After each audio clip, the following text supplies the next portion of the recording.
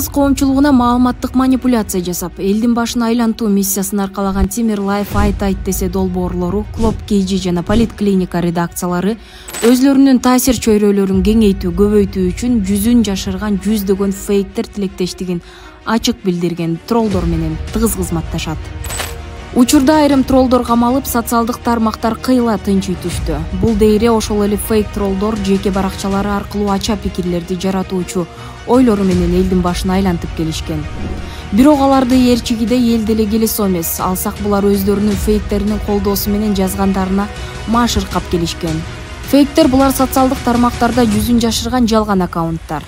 Мындай аккаунттар белгилүү топтордун багытын жашыруун колдоп, социалдык бум жаратууга кызмат кылат.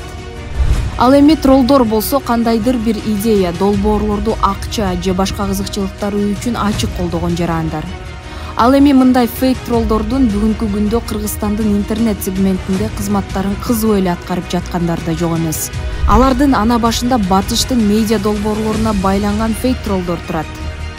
Бизде иштеген Батыштын фейк троллдору негизинен Темир Лайф айт десе долбоорлору, Клоп KG жана Политклиника редакциялары даярдаган маалыматтык продукцияларды такай бөлүшүп турат.